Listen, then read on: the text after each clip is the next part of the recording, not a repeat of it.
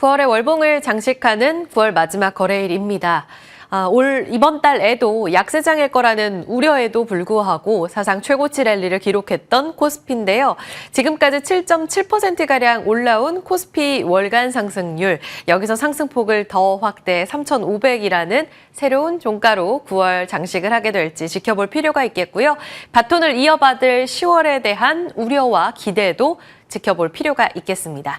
미증시는 3대 지수 모두 상승하며 거래 마쳤습니다. 이 영향 받고 있는 프리마켓 시세 먼저 확인하겠습니다. AI 테마 중심으로 한 트레이드가 강화됐는데요. 미국 증시 안에서 엔비디아가 모처럼 만에 2%가량의 상승을 나타냈습니다. 우리 증시 안에서도 프리마켓 시세에서 IT 투톱 나란히 강세 움직임 나타내고 있고요. 바클레이즈에서는 AI 자본 지출과 관련된 성장 스토리가 지속적으로 이어질 것이라며 최근에 있었던 과열, 버블 우려는 다소 기우다라고 이야기를 하고 있습니다. SK하이닉스가 1% 이상 상승을, 삼성전자도 0.7%가량의 상승으로 현재 프리마켓 시세 잘 흘러가고 있습니다. 어제 이은 상승 바톤 어디까지 올라갈 수 있을지가 관건이겠고요. 어제 바이오가 매우 좋았습니다. 여기에서 오늘 상승세가 이어지고 있는 쪽, 알테오제는 46만 원의 안착 시도를, 펩트론이 1.7%가량의 강세 움직임을 나타내고 있습니다. 한미약품 같은 비만 관련한 후발주자들도 뒤따라갑니다. 6위부터 10위까지의 움직임에서는 로봇주가 좋고요. 레인보우 로보틱스 1.28%의 강세, 파마 리서치랑 5, 6위 계속 다툼이 이어지고 있네요. 다음으로 넘어가겠습니다. 거래를 동반하면서 움직이는 종목들의 시세입니다. 어제 이어서 여전히 네이버와 두나무의 협력에 대한 관심은 확대되고 있습니다. 게다가 간밤에는 가상화폐 쪽으로 추가적으로 비트코인이 올라가는 모습을 보였는데요. 여기에 따라서 두나무에 대한 거래 활성화 기대감은 한 차례 더 모멘텀이 될 수 있을까요? 우리기술투자 6%의 강세 움직임, NHN, KCP도 오름세 보여주고 있고요. 네이버는 어느덧 28만 원 안착 시도에 나서고 있습니다. 오늘 몇몇 이 원전 종목들도 강세 움직임 보여주고 있는데요. 잠시 후 전략으로 한 번 더 체크해 보겠습니다.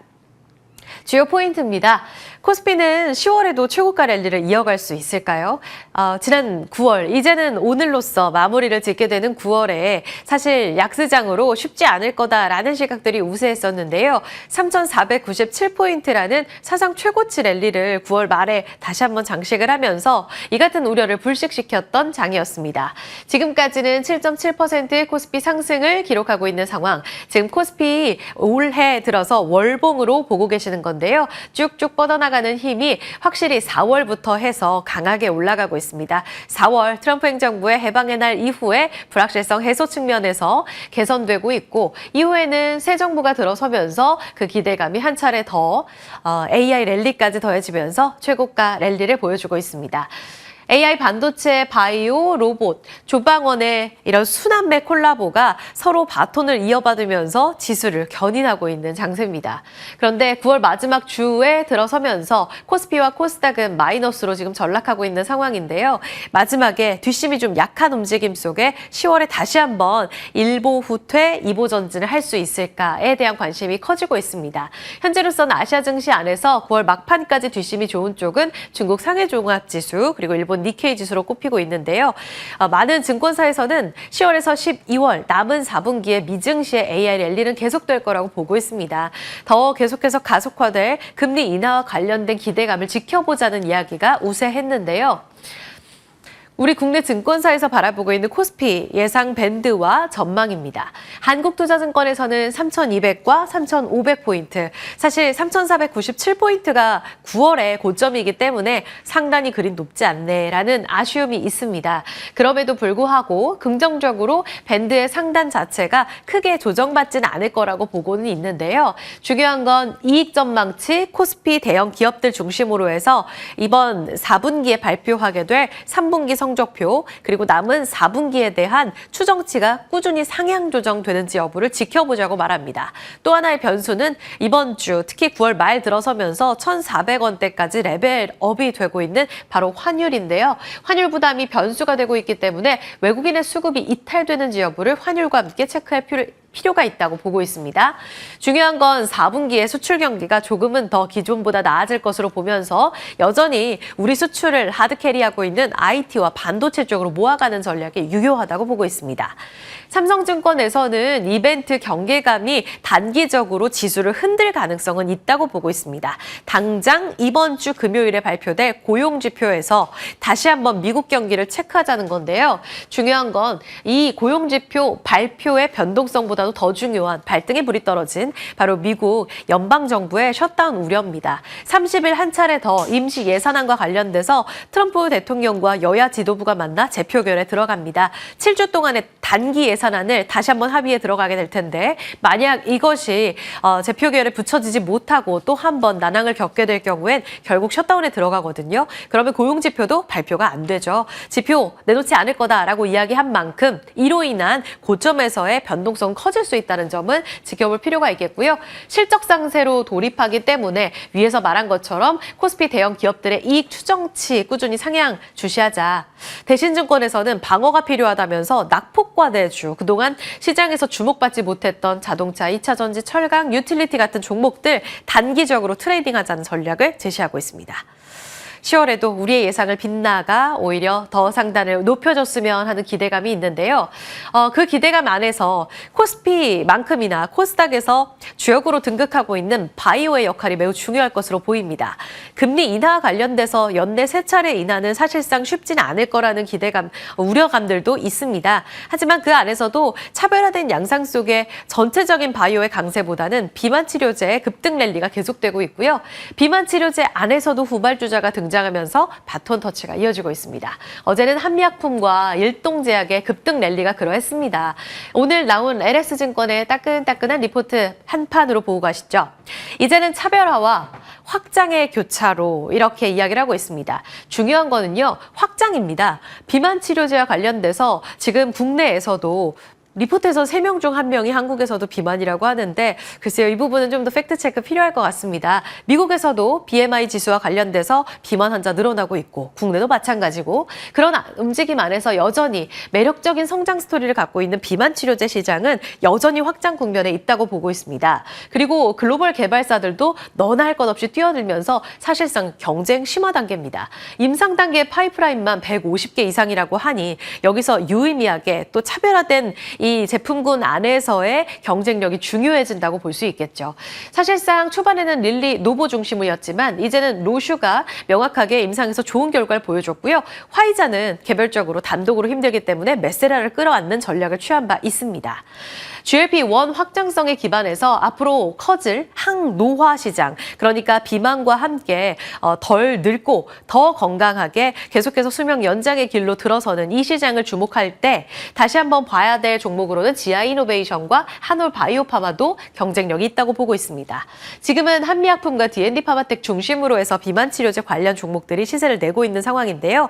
한 차례 보고 한미약품의 리포트까지 다시 점검하겠습니다. 한미약품이 현재 프리마켓 시세 에서 6% 급등 랠리를 보여주고 있습니다. 오늘 증권사에서 리포트도 나왔고 어제 시간의 거래소 튀어오르면서 공시 한 번쯤 확인을 해보셨죠. 그 여파고요. 지아이노베이션은 그 안에서도 항노화 시장이 확장되게 된다면 잠재력을 갖고 있다. 오늘 1% 올라갑니다. 한올바이오파마 1%의 상승. 앞서 보신 것처럼 펩트론이나 기존 정통 비만주들도 강세 움직임을 보여주고 있는 상황입니다.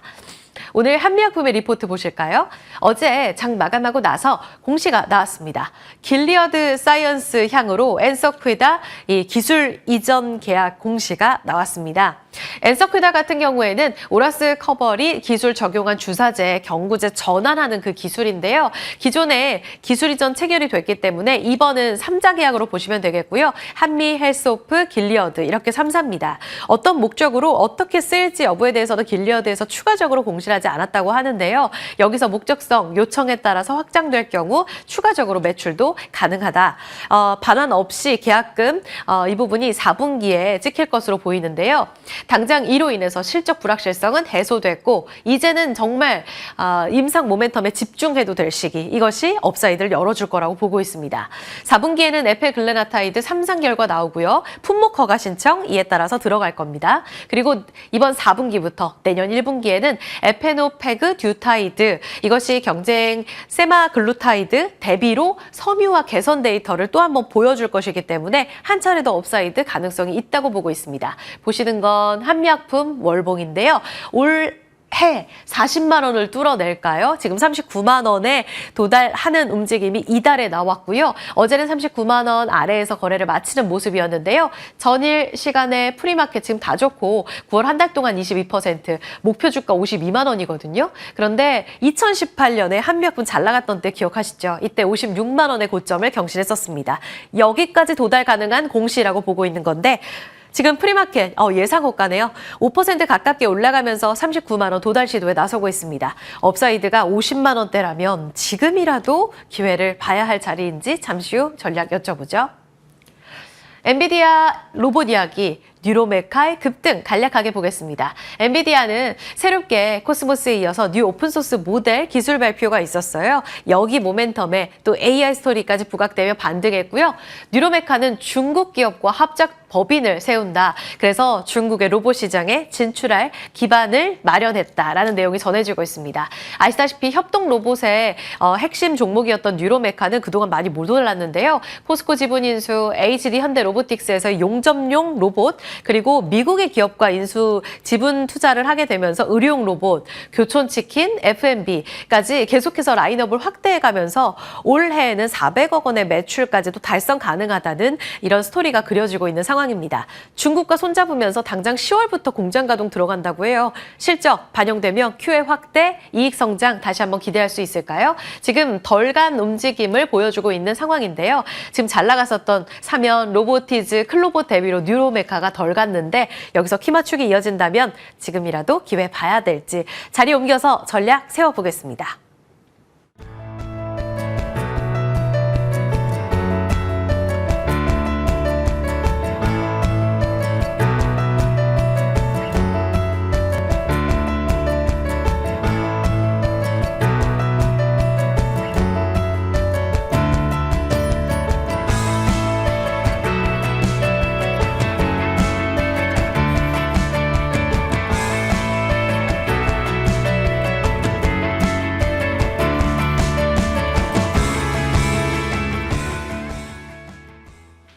예상 호가 확인해 보겠습니다. 코스피 야간 선물 지수는 소폭 내렸거든요. 지금 예상 호가가 0.2%의 약세네요. 코스닥은 0.29% 상승 출발 앞두면서 두 지수 엇갈려 있습니다. 두 분과 전략 세워보겠습니다. 김경국 메리츠증권 도곡금융센터 과장, 이정우 해운솔루션 팀장 나와 계십니다. 어서 오세요. 안녕하세요. 네, 9월의 마지막 거래일입니다. 두 분의 전략이 더욱더 중요하고 10월 준비도 좀 도와주셔야 될 것 같은데요. 김 과장님, 일단 비만부터 좀 출발해 보겠습니다. 네, 비만 치료가 아니라 출발해봐야 될 텐데 어제 일동제약이 급등을 했고 한미약품도 다시 한번 공시를 내놓으면서 레벨업에 대한 이런 리포트들이 쏟아지고 있습니다. 후발주자로 집중 공략할까요? 아니면 덜 갔던 종목에 이제 펩트론 다시 봅시다라는 이야기도 하셨었는데 어디에 초점 맞추고 계세요? 네, 맞습니다. 일단은 펩트론 같은 경우에는 일단 기술적인 좀 조정을 좀 받고 있는 것으로 보이고요. 일단 비만 치료제 관련된 여러 종목들로 좀 이제 매기가 확산되고 있는 그런 모습이다, 그렇게 말씀드리고 싶은데, 일단 지난주에는 이제 화이자가 메세라라는 이제 바이오텍이라는 회사를 인수하면서 급등이 나왔고요. 그리고 D&D 페마텍이 급등 이후에 조금 한 며칠간 좀 조정이 나왔습니다. 바이오텍 전반이 이제 조정을 받으면서 같이 조정을 받았는데, 지난 시간에도 말씀드렸다시피 D&D 페마텍이 이번 화이자가 메세라 인수로 인해서 일단 파이프라인에 대한 평가를 다시 한번 리레이팅 해야 된다는 이야기가 시장에서 계속 나오고 있고요. 그 가치가 대략 한 2.8조 원 정도로 예상이 되고 있습니다. 그렇기 때문에 현재 시가총액이 D&D 파메텍이 한 2.2조 정도 되거든요. 그래서 아직도 상방의 여력이 조금 남아있다, 이렇게 보고 있고요. 그리고 일동제약 같은 경우에는 어제 이제 일상 결과, 이제 탑라인 결과를 발표를 했는데, 일단 경구용 치료제에 대한 치료 효과가 굉장히 좀 좋게 나온 것으로 이제 분석이 됐습니다. 그래서 어제 거의 상한가에 진입했는데, 당분간은 좀 이어질 가능성이 높다. 근데 일동제약이 가진 지금 시가총액이 1조 원을 넘어섰거든요. 그래서 파이프라인의 가치가 적당하게 반영되지 않았을까 그렇게 좀 보고 있고요.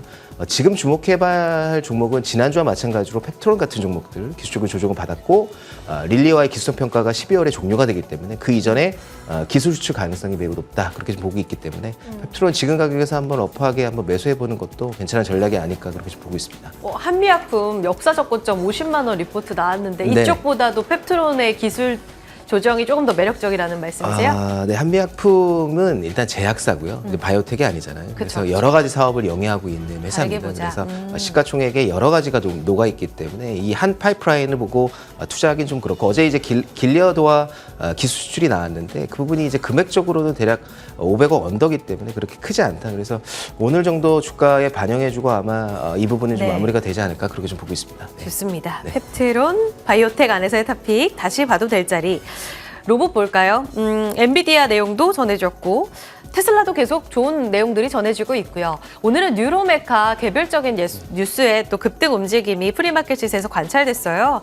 로봇주가 계속 순환매 바톤을 이어가면서 대장주가 등극하는 모습인데요. 여기에서 오늘 전략 어디로 좀 포커스를 맞춰보면 좋을까요? 로봇 관련해가지고 계속적인 순환매는 나오고 있지만 그래도 계속적으로 상승하는 종목을 보자라고 본다면 로보티지가 있지 않나라고 생각이 들고 있어요. 그만큼 어떻게 본다면 글로벌 빅테크 기업들의 어떻게 보면 부품사로 선정이 되거나 이런 분이 나왔을 때 폭발적인 상승세나 이런 분이 나와주지 않았나라고 생각이 들고 있습니다.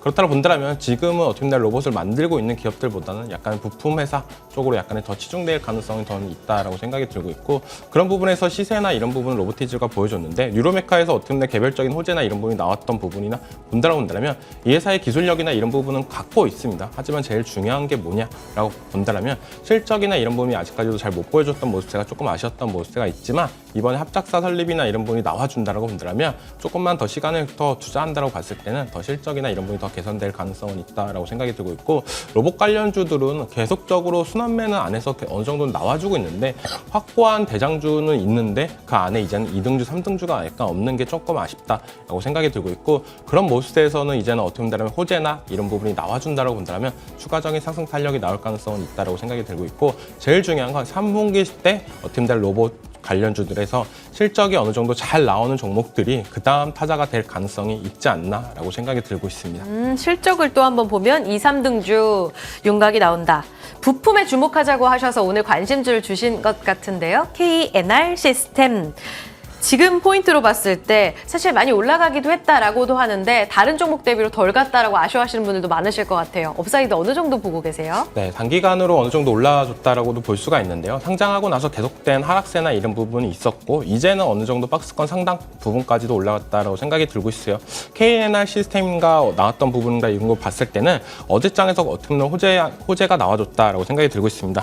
세계 최초로 로봇용 하이브리드 로터리 액추레이터를 개발했던 얘기가 나왔고 이런 부분이 일전에 보스턴 다이나믹스의 유한 로터리 액추레이터를 납품했던 이력이 있습니다. 근데 이번에 세계 최초로 개발했던 부품이 보스턴 다이나믹스에 납품하는 모습까지도 나온다고 본다면 추가적인 상승 탄력과 이런 부분이 나올 가능성은 있기 때문에 지금의 시장에서는 어떻게 보면 테슬라에 납품하고 있는 부품사냐 아니면 보스턴 다이나믹스에 납품하는 부품사냐 약간 이런 부분을 많이 나눠져 있다라고 생각이 들고 있지만 그래도 어떻게 보면 글로벌적으로는 테슬라 쪽에 약간 비중이 더 있지 않나라고 네. 생각이 들고 있습니다. 목표가를 18,000원 잡아주셨거든요. 저희 추가적으로 더 맥 자리 있는지는 잠시 후 여쭤보도록 하죠. 본장 열리고 두 분과 이야기 이어갑니다.